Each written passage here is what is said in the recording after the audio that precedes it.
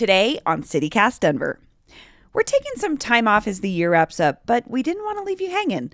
So we're replaying some of our favorite episodes of the year and bestowing some well-deserved superlatives.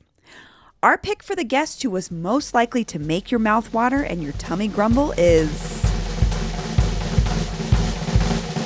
Adrian Miller. Back in May, I talked to Adrian about his book called Black Smoke, African Americans and the United States of Barbecue. So sit back and enjoy some delicious Colorado history. We'll be back in the new year with fresh episodes. Today is Monday, December 27th, 2021. I'm Bree Davies, and this is CityCast Denver.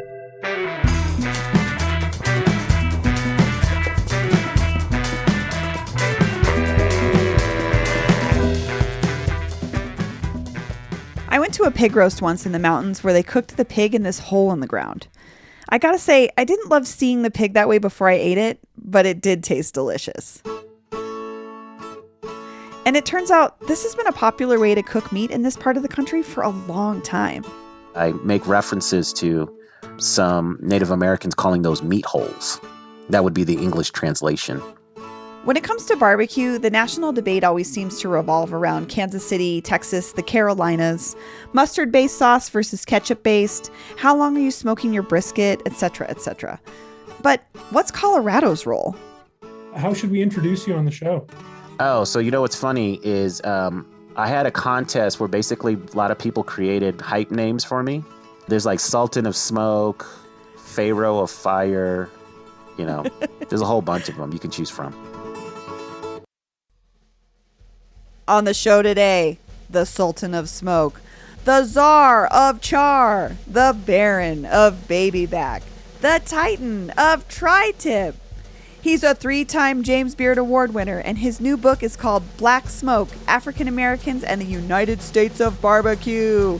It's Adrian Miller! Well, thanks for joining me, Adrian. I appreciate it. Good to be with you. We're going to talk about your book, Black Smoke, which chronicles the role of Black barbecues, pitmasters, and restaurateurs in this larger picture of barbecue. And I wondered, what was the impetus for you to write this book? Well, it was really just consuming a lot of food media and getting a bad case of indigestion because there was so few African Americans either interviewed or depicted or even just discussed. And that didn't square with my own experience growing up because barbecue is a huge part of African American food culture. And then anyone who takes an earnest look at barbecue history understands that African Americans made significant contributions. We're not, role players here. So to use a term of art, it was whack. The lack of representation in a clearly, really a space where Black folks have accelerated in the food space. Yep.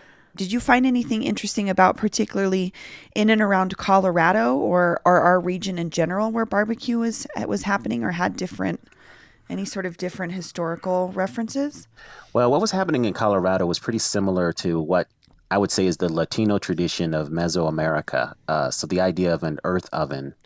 So what people were doing, indigenous people were doing in this part of the country were digging a vertical hole, putting a heat source at the bottom. That would be a mixture of wood and stones because you would light the wood on fire and then the stones would retain the heat. And then layering vegetation. In this case, they were doing bison, vegetation and meat. And then you would cover that whole thing up. And you would either do this really early in the morning and eat later in the day, or you would do it later in the day and let it cook overnight and then wake up and have an incredible breakfast of champions. So that's what we see here in this part of the country. And in fact, I make references to some Native Americans calling those meat holes. That would be the English translation. This episode is brought to you by Choir League. Choir League presents Sing and Shout, an unforgettable afternoon celebrating the powerful legacy of African American spirituals, the foundation of all American music. On Sunday, May 4th at 3:30 p.m., join Lonnie Norwood, gospel singer and teacher from the South Side of Chicago, for a workshop and performance with Choir League. Lonnie will guide folks through this powerful American art form, where it came from, and how it informed American music that came after it. You can buy tickets now on Eventbrite and enjoy the show with Lonnie, but you can also join Choir League. The group meets weekly for practice at local breweries and distilleries. Singers can sign up for 6 to 8 week sessions, and there's always a performance at the end of each cycle. There's no audition to join and no experience necessary.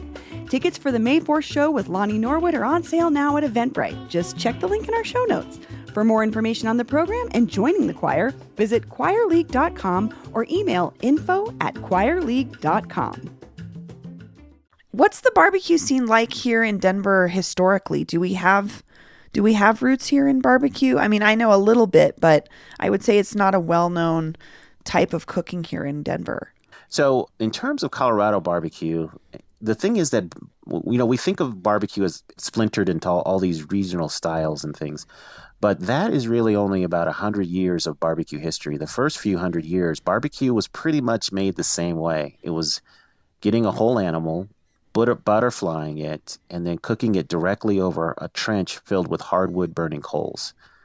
So that's what a lot of people did. And so we see that in early Colorado.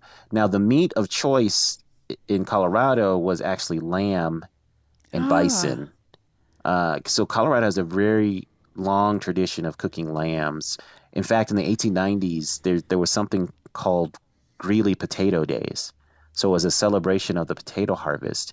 And there are newspaper reports of a lamb barbecue being made to celebrate that harvest. And, this lamb barbecue was feeding 5,000, 10,000 people.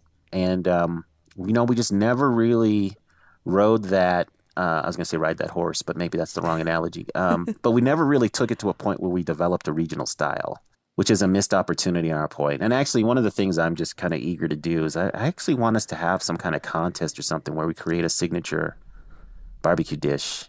Now, the only way that's going to work is people then have to embrace it and cook it at home and feature it in restaurants. Because if we have a recipe and nobody makes it, then you can't call that a regional style. Yeah, no, definitely. And that's what I'm thinking. I'm like, I grew up here and I don't have any reference other than Daddy Bruce of any barbecue centric things happening here. Mm-hmm. With that, looking at those, the late 1800s, early 1900s, and what is the role of Denver's Black community in our barbecue scene?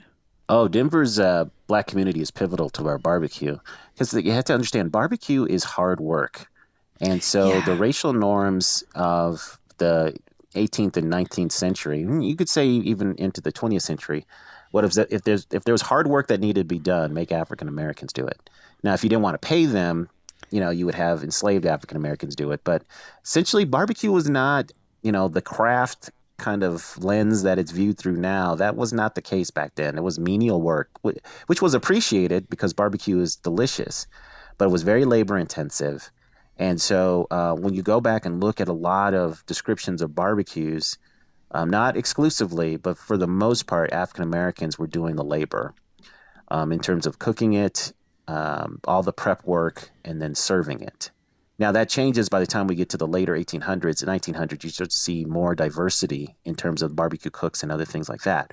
But a lot of the early reports of barbecue in Colorado reference African Americans. And some of the biggest barbecues ever done in Colorado were by African Americans. The one guy in particular I talk about is a guy named Columbus B. Hill. Yeah, can you talk a little bit about who he was? Yeah, so he's a guy that comes from West Tennessee. And so Hill comes to Denver in the late 1870s. And in short order, he's doing large barbecues. So there was a big barbecue in 1882. It was called the Denver Merchants Barbecue. And the Rocky Mountain News, the Denver Post, all these other newspapers at the time did a big write-up on these things. Columbus B. Hill was one of the cooks, and that was a barbecue for 5,000. Wow. And then on July 4th, 1890, there was a cornerstone laying ceremony for the Colorado State Capitol. And on that occasion, Columbus B. Hill does a barbecue for 25,000 people, and right in front of the Capitol. And then in 1898, probably the most notorious barbecue ever in Colorado, it was a VIP barbecue for the stock show. Columbus B. Hill was in charge of making a barbecue for just 5,000. It was just VIPs. And word got out in Lodo, which was the seedy part of town at that time, and 30,000 people showed up, and there was actually a food riot. So the whole thing ends in disaster. So he was pretty famous. He was pretty famous, but by the time he dies, he's just not celebrated. So I actually found his unmarked grave at Riverside Cemetery, and so pre-pandemic, I was actually starting to raise money to buy him a headstone. And I had to suspend that because of the pandemic. Because whenever I do this, I want to have an actual ceremony. Yeah, no, I feel like more people need to know our history in that respect. That's incredible. Mm-hmm. So Denver lost an important figure this month, Bruce Randolph Jr., who founded the Boulder Barbecue restaurant named after his father, Bruce Randolph Sr., who many people know here as Daddy Bruce. Can you talk about what the Randolph family's role in the community was in terms of barbecue, but also overall Daddy Bruce's humanitarian work? So I feature Daddy Bruce Sr. in my book. He's one of the kind of storied barbecuers in Denver history. He starts his restaurant in 1960s and, runs it until his death in 1994.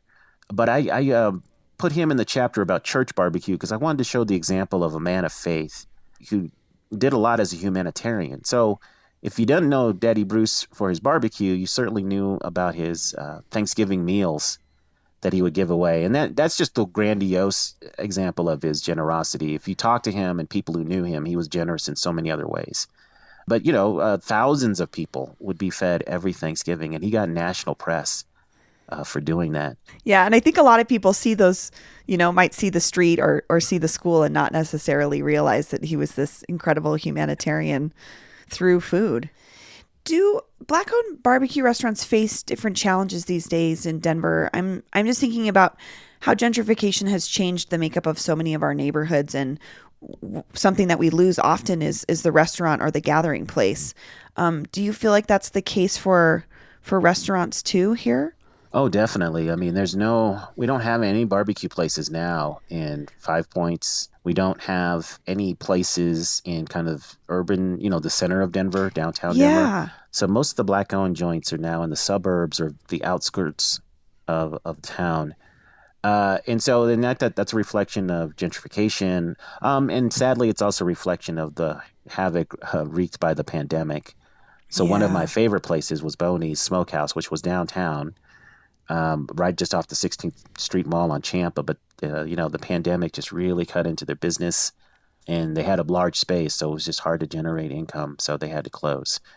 Maybe they'll come back. I don't know. I was going to let some time pass before I reach out to the owners.